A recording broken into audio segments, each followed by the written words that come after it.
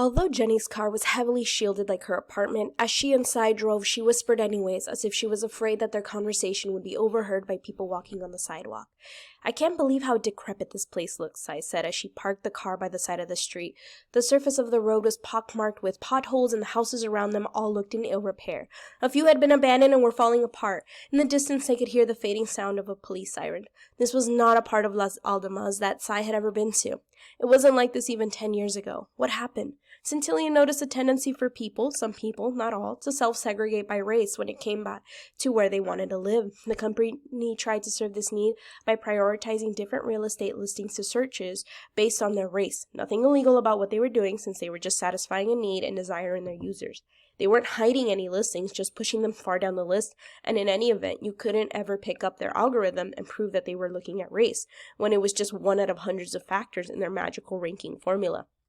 After a while, the process began to snowball and the segregation got worse and worse. It became easier for the politicians to gerrymander districts based on race. And so here we are. Guess who got stuck in these parts of town? If you ask Centillion, they'll say that their algorithms just reflected and replicated the desire to self-segregate some of their users, and that Centillion wasn't in the business of policing thoughts. Oh, they'd claim that they were just actually increasing freedom by giving people just what they wanted. They'd neglect to mention that they were profiting off it through real estate commissions, of course. I can't believe no one ever says anything about this. You're forgetting again that everything you know now comes filtered through Centillion. Whenever you do a search, whenever you hear news digest, it's been curated by Centillion to fit what it thinks you want to hear. Someone upset by the news isn't going to buy anything sold by the advertisers, so Centillion's adjusts things to make it all okay. You're accusing Centillion of censorship. No, Centillion is an algorithm that's gotten out of hand. It gives you more of what you think you want, and we, people like me, think that's the root of the problem. Centillion has put us in little bubbles where we all see and hear our echoes of ourselves, and we become ever more stuck in our existing beliefs and exaggerated in our inclinations. We stop asking questions and accept Tilly's judgment on everything. Year after year, we become more docile and grow more wool for Centillion to shave off and grow rich with. But I don't want to live that way.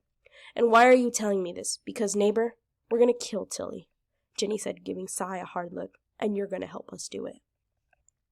Jenny's apartment, with all its windows tightly shut and curtailed, felt even more stifling after the car ride. Sai looked around at the flickering screen showing dancing abstract patterns, suddenly wary.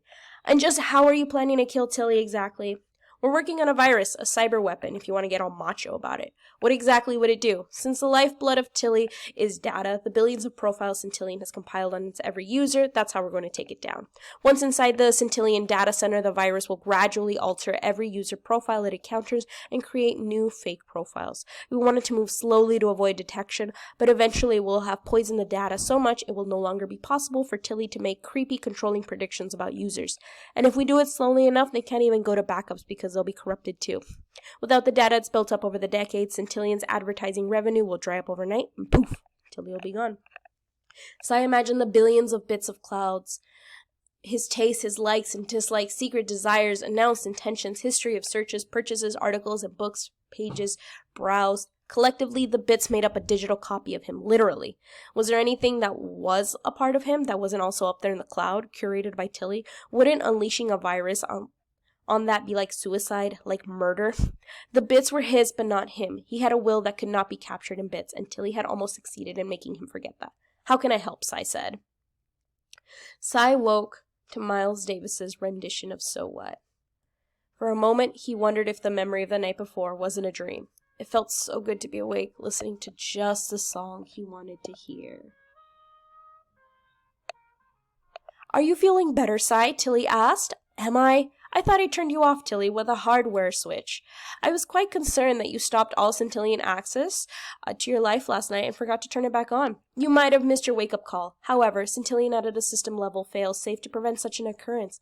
We thought most users such as yourself would want an override so that Centillion could regain access to your life. Of course, Sai said, so it's impossible to turn Tilly off and keep her off. Everything Jenny said last night was true. He felt a chill tingle on his back.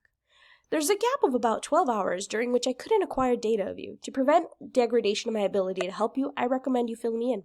Oh, you didn't miss much. I came home and fell asleep, too tired. There appears to have been vandalism last night of the new security cameras you installed. The police have been informed. Unfortunately, the camera did not capture a good image of the perpetrator. Don't worry about it. There's nothing here worth stealing anyways. You sound a bit down. Is it because of the date last night? It seems that Ellen wasn't the right match for you after all. Yeah, maybe not. Don't worry. I know just the thing that will put you in a good mood.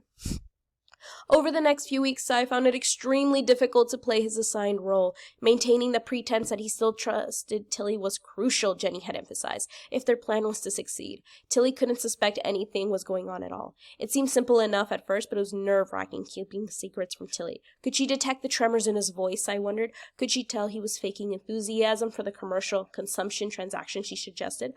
Meanwhile, he had also a much bigger puzzle to solve before John P. Rushcore, Assistant General Counsel of Centillion, came to Chapman Singh in another week. Chapman Singh is defending Centillion in a patent dispute with Cheryl, Jenny had said. This is our opportunity to get inside Centillion's network. All you have to do is get someone from Centillion to plug this into his laptop. And then she handed him a tiny thumb drive. Though he still hadn't figured out a plan for plugging the thumb drive into a Centillion machine, Sai was glad to have come to the end of another long day guarding himself against Tilly. Tilly, I'm going jogging. I'll leave you here.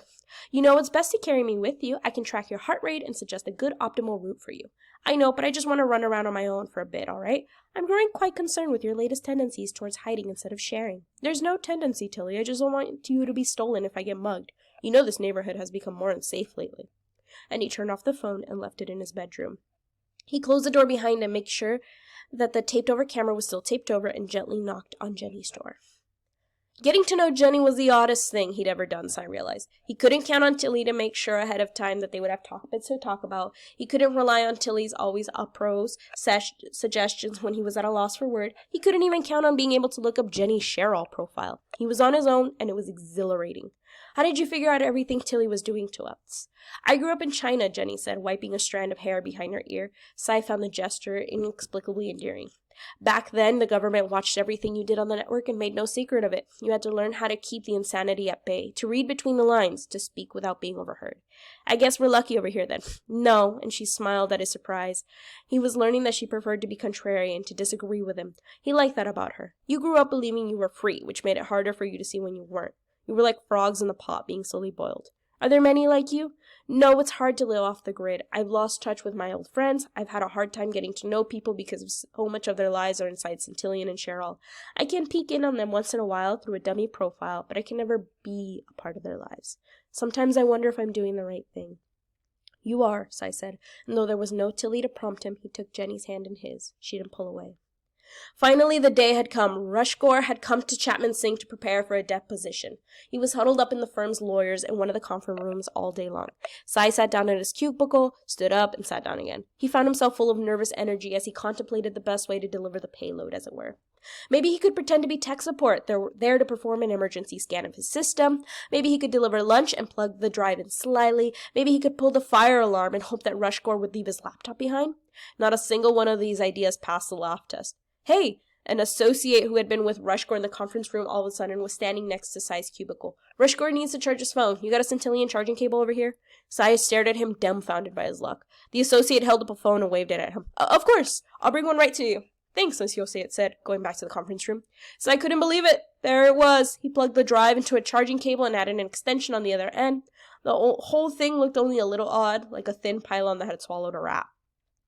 But suddenly he had a sinking feeling in the pit of his stomach, and he almost swore out loud. He'd forgotten to turn off the webcam above his computer, Tilly's eyes, before preparing the cable. If Tilly had raised questions about the weird cable he was carrying, he would have no explanation, and then all his efforts at misdirection, at hiding, would be for naught. But there was nothing he could do about it now but proceed as planned. As he left his cubicle, his heart was almost in his throat. He stepped into the hallway and strode down into the conference room, still nothing from his earpiece. He opened the door. Rushcore was too busy with his computer to even look up. He grabbed the cable from Sai, plugged one end to his computer and the other end into his phone, and Tilly remained silent. Sai woke to what else? But we are the champions. The previous night of drinking and laughing with Jenny and her friends had been a blur, but he did remember coming home and telling Tilly right before he fell asleep, "We did it! We won!" If only Tilly knew what we were celebrating. The music faded, stopped. Sai stretched lazily to his side and stared into the eyes of four burly, very serious men. "Tilly, call the police!" "I'm afraid I can't do that, Sai." "Why the hell not? These men are here to help you. Trust me, Sai. I know just what you need." When the strange men had appeared in his apartment, Syed had imagined torture chambers, mental hospitals, faceless guards parading around outside dark cells. He had not imagined that he would be sitting across the table from Christian Rin, founder and executive chairman of Centillion, having white tea. "You got pretty close," Rin said. The man was barely in his 40s and looked fit and efficient, kind of how I picture a male version of Tilly. Sai thought. He smiled. "Closer than almost anyone." "What was the mistake that gave us away?" Jenny asked. She was sitting to Sai's left. Sai reached out for her hand. They intertwined their fingers, giving each other strength. "It was on his phone the first night he visited you. Impossible. I shielded it. It couldn't have recorded anything." "But you left it on your desk, where it could make use of its accelerometer. It detected and recorded the vibrations of your typing. There's a very distinctive way we strike the keys on a keyboard, and it's possible to reconstruct what someone was typing based on the vibration patterns alone. It's an old technology we developed for catching terrorists and drug dealers. But I didn't ring my phone after that first day." "True, but we didn't need it. After Tilly picked up what Jenny was typing, the right alert algorithms were triggered, and we focused surveillance on you. We parked a traffic observation vehicle a block away, trained a little laser on Jenny's windows. It was enough to record your conversations through the vibrations in the glass." "You're a very creepy man, Mr. Rin," I said, "and despicable too." Rin didn't seem bothered by this. "I think you might feel differently by the end of our conversation. Centillion was not the first company to stalk you." Jenny's fingers tightened around Sai's. "Let him go. I'm the one you really want. He doesn't know anything." Rin shook his head and smiled apologetically. "Sai, did you realize that Jenny moved into the apartment next to yours a week after we retained Chapman Singh to represent us in the suit against Cheryl?" Sai didn't understand what Rin was getting at, but he sensed that he would not like what he was about to find out. He wanted to tell Rin to shut up, but he held his tongue. "Curious, aren't you? You can't resist the pull of information. If it's possible, you always want to learn something new. We're hardwired that way. That's the drive behind Centillion, too." "Don't believe anything he says," Jenny said. "Would it surprise you to find out that the 5 other paralegals in your firm also had new neighbors move in during that same week? Would it also surprise you to learn that the new neighbors had all sworn to destroy Centillion just like Jenny here? Tilly is very good at detecting patterns." Sai's heart beat faster. He turned to Jenny. "Is this true? You planned from the start to use me? You got to know me just so you'd have a chance to deliver a virus?" Jenny turned her face away.